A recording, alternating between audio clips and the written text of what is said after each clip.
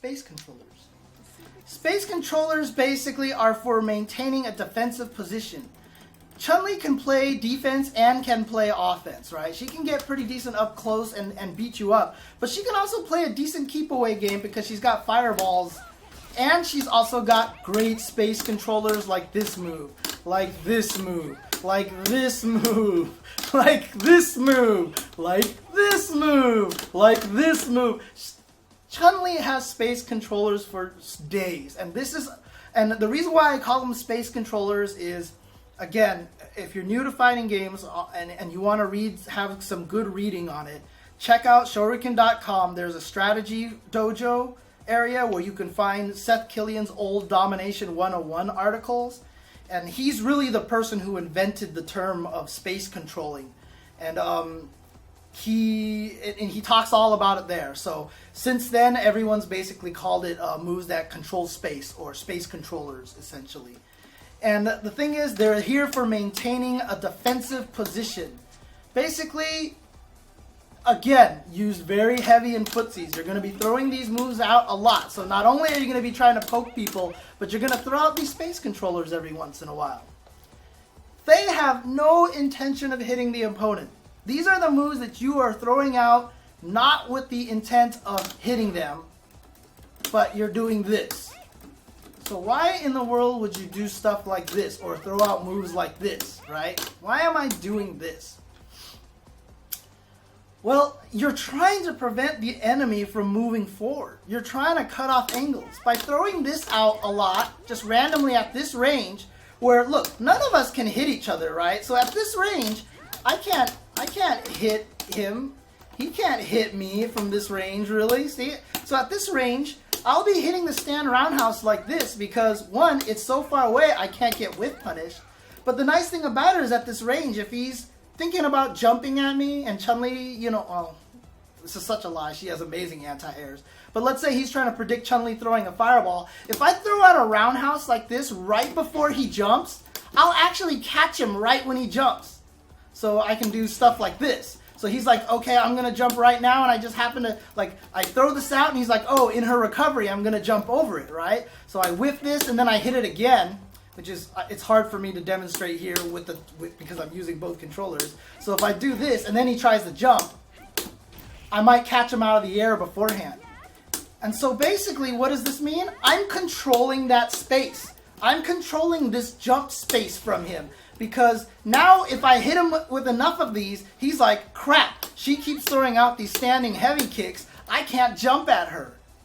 So I've now completely taken away that option now. I've taken away this option of him from trying to jump at me by, oops, I went totally backwards like this. Oh, this is so confusing. Because I've controlled the space now. So now he's scared to do that. This is another great space controlling move because it has good range here. And at this range right here, I'm not worried about whiff punish so much, although this is much more whiff punishable. But what I'm trying to do here is stop him from trying to dash at me, for example. Like if I think that he's at this range and he's going to try to dash at me, I can throw this move out like this and intercept his dash with this move. It's a space controller. At closer range, I could throw out this move because, like I said, this move... Here, I'm going to go all the way into the corner, so if I hold backwards, Chun-Li won't be moving anywhere. But this move has ridiculous priority, right? Jesus. Oh, God. Oh, my God. Oh! I mean, look at this. I mean, even in those trade situations, it's fine. I'm not too worried about these trades. But, dude, this move is so hard to hit. Like, this move just blows up other moves all day. It's oh God. This move has so much priority, so even if I try to do like this, maybe, okay, maybe not that bad. But again, you're just trying to cut off pokes now. So, like I said, you use pokes to get the opponent so concentrating on this game here that you have the chance to dash in, that you have the chance to gain the distance. So Ken wants to play here. This is Ken's game right here because this is where I get all my mix-ups and all of my coolness is right here. This is where Ken wants to be. So I'm basically playing footsies with Ken mostly just to get you not thinking about my forward dash so I could get in there.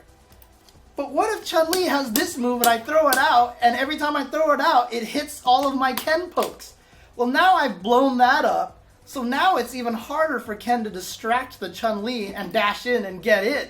So that's what space controllers are for. You're cutting off your opponent's angles. You have no intention to actually hit the opponent, and these just are good moves that cover entrance angles and also beat pokes, just directly beat pokes. So when Ken actually tries to do a button, I just beat it like, oh my god, I just beat it like that. Okay, so there you go. That's what space controllers are for. Oh, sorry, I should have advanced for discouraging pokes. So how do you beat Whiff Punish? How do you beat these kind of space controllers? Like if Chun-Li is throwing roundhouse like this to prevent me from jumping, like so, how do I beat this? Like I said, I can't really whiff punish. Okay, well I can with Ken's little roundhouse kick, but I'll get into that in a little bit. But it's a little bit harder at certain distances. But how do I beat this, right? Well, the way that you beat it is, like I said, it has no intention of hitting you. If Chun-Li sits here and does this all day, like, and it beats all my pokes, well, if I see her do this, she has recovery on whiff. So I'm not going to whiff punish it. If I'm trying to like dance around and I see her do this move, as soon as I see her do this move, I'm going to walk forward. Okay, I'm just going to close the distance. You're basically giving me a free way in by doing this move. I'm dancing around like this, I see this, I'm just going to keep walking. I'm just going to keep walking in there, right? So that's the problem right there with trying to use a lot of space controllers. So if she's trying to prevent me from jumping over here like this, then if I see her with this, I'll dash in. Because she has all this recovery and now I basically get in. Closing distance is a great way to beat space controllers. And as I showed earlier, whiff punishing. So whiff punishing beats pokes, like so. If I'm trying to poke like this, I'm going to dance in, dance out of her range, watch her whiff this. Oh god, Chun-Li. And then whiff punish. If they're trying to space control with standing roundhouse like this, I'll see her whiff it, and then I'll whiff punish. If she does fierce, I'll whiff punish. Whiff punishing is such a crucial tool in footsies. And again, one of the reasons why I think that I have trouble in Street Fighter V, why I think I personally I'm not particularly strong in this game, is because my whiff punishing is really, really bad. It's a very third strike thing. So this footsie game right here with whiff punishing, space controlling, and pokes, it's a very, very third strike-ish kind of footsie style. It's just like third strike footsies with no parries. And I didn't play a lot of third strike, so I never really learned this kind of footsies, and I'm learning it now. That's why I'm forcing myself to play Cammy, because Cammy, as you've seen, is super good at this footsies game. I'm not, so I'm trying to use her strengths to teach me how to properly play footsies. But again, whiff punishing, space controllers, this is all about the footsie game right here. And so let's talk about space controllers here. Let's talk about space controls here.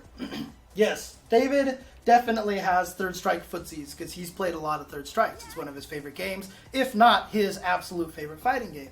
So he's very accustomed to this kind of footsie style.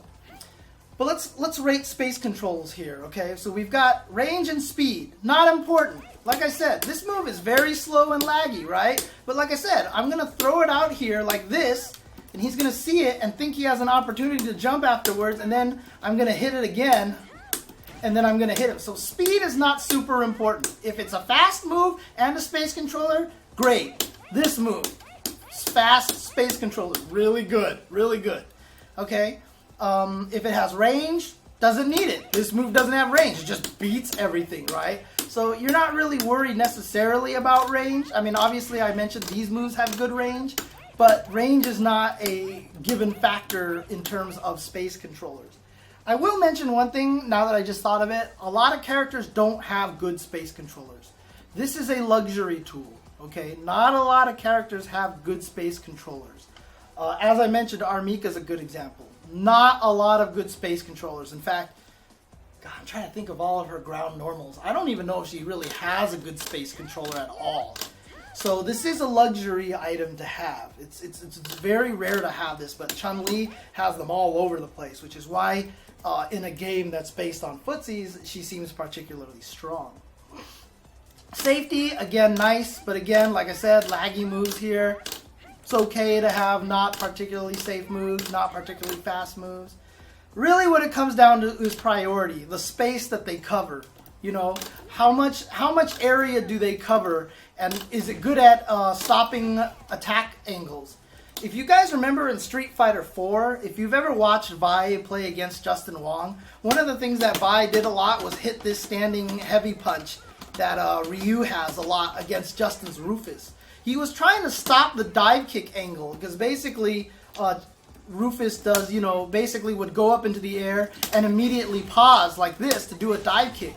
But you can see how if I do something like that, I'm basically hanging out in this area here. So if I know that Rufus was going to dive kick, or in this case Cammy's going to dive kick, or in this case Chun-Li's going to sit here and try to do instant air lightning kick, like so, if I throw out the fears preemptively, a lot of the times what will happen is I'll try to, oh geez, I'm doing this with like that, see? So I can actually control that space right there, right? So it's really having good priority and the ability to beat things and cover areas that the opponent is trying to get to. And yes, I just did instant air lightning kicks with one hand. Oh yeah, eat your heart out, Xian. Yeah. Okay, I can't do it again. Alright, don't press your luck, James. Strength, not important. Some good space controllers are standing jabs, because you're just trying to cover this space here, like close up here. Like if you think they're up close and they try to jump, you can catch them out of the air before they jump. Strength is not a big deal. You can see a lot of these other things, combo ability, block level, resulting state, extra properties, all not particularly important, okay? And I'm doing Bernie Sanders hand gestures here. They are not particularly important, but priority is basically the main thing right here. Priority is the key to space controllers, is being able to cover areas and such.